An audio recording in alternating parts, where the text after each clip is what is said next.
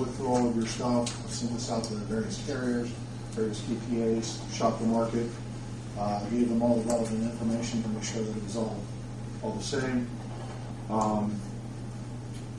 From that, went ahead and kind of narrowed it down to this one TPA, InterHealth Solutions, and American United, or AUL, which is here in Indianapolis, for the medical.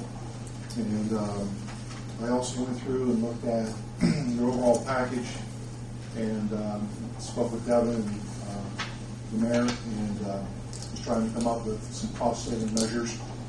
So if you go to the second page there, I put together a list of ideas and processes that we could possibly use to reduce costs. First off is it's talking about the grandfathering. Went to a seminar even yesterday trying to get up to speed on this grandfathering, or get my hands wrapped around it more than I already do. And the reality of it is we're trying to hit a moving target. The regulations are now yet. They're still kind of ambiguous, the rules that are out there. Basically, the summary here it says it in a nutshell. If you can afford to stay self-funded, or excuse me, if you can afford to stay grandfathered, then grandfathering would probably be a good thing. However, just because we don't know all the ramifications. However, most of the requirements will fall on the carrier and or the third-party administrator, because if you lose your grandfathering starting in January, there would be data reporting requirements such as what's going on with your claims, how much of your claims are preventive care, so forth. So if we can stay grandfathered, then that would probably be the best course of action.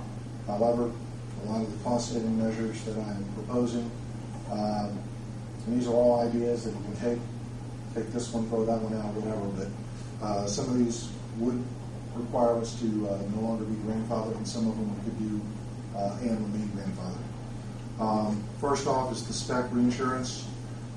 Historically, you've been on a $25,000 spec.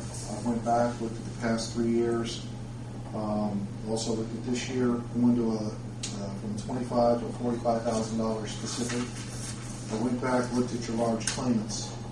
Over the last 3 years, you would have saved about $215,000 based on the percentage cost savings that you get on the premium versus what you had in additional exposure. So in 2008, you would have saved about $91,000 in your premium. 2009, it would have been about $46,000, and that was a year that you had several, not extremely high, but several relatively high claims. And then this year would save you about $78,000 in overall, so for net savings of about $215,000. So like I say, we had $25,000 forever. We maintained that, and we really didn't look into this or didn't decide to gamble for more. So that's what we got into. But I do have a question, and you're saying that our current policy and what you're offering is exactly the same. Right. Yeah, exactly. Now, for clarification, for the 2011 year provides projected cost savings of $67,000. Okay. Versus what we looked across here at the 122 savings of $45,000. But if you go down to the bottom end,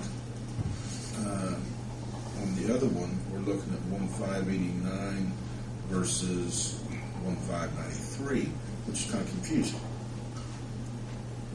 What I was proposing are the cost savings for 2011 was $67,000 was I took all of your fixed costs. I didn't just take your spec. I took your spec, your ag, your PPO network, your utilization, your broker fee, and your administration cost. I lumped that all together and came up with a total cost. I did the same thing on this one and put it all together, so that way you really are looking at all the apples that are in the bushel.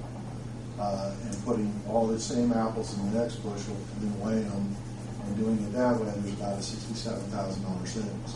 Because your total exposure last year, fixed cost, SPAC, ag, utilization review, claims administration, the PPO network, the PBM, all of that combined was costing you, I believe it was about $39 to $40 per member per month, for a total of about $179,000.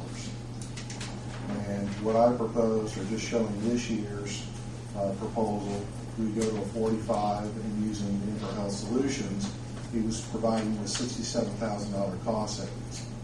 Because I'm using the same PPO network, which is Sagamore.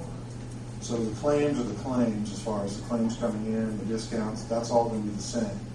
So really you're looking at your fixed cost, apples to apples, and trying to line them up that way. And the illustration here was, the difference that I made was, instead of doing $25,000, I did it at $45,000, and it would create a $67,000 savings. Savings of what? From fixed cost. Of what? From what we paid this From what you paid this last year. Okay, so what is your cost for next year?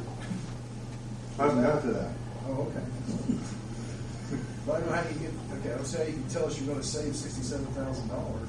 Okay, I tell you what, just forget that line altogether. Okay. We'll go on. Okay. We won't worry about that anymore. All right. Plan design.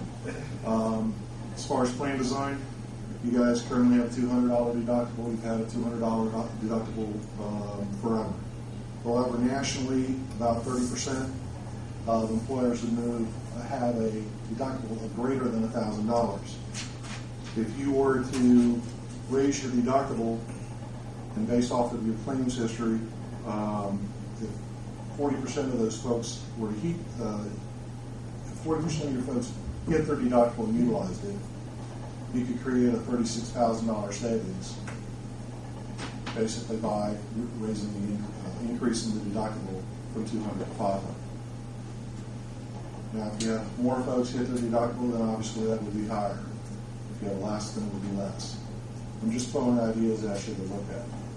The next one is contribution. And this one is quite substantial in the fact that in 2010, and this is through the Kaiser Foundation, by the way, in 2010, the average contribution for a PPO network in the Midwest region is $66. So the average single person contributes $66 for their health plan.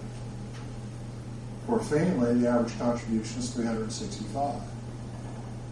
Currently, the city of Greensburg employees contribute $1 per month.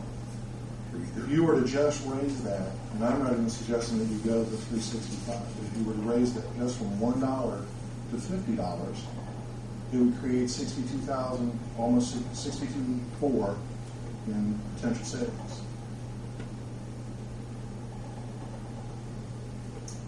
One of the other things that I was looking at is you have a above average utilization as far as spousal carve-out as an option.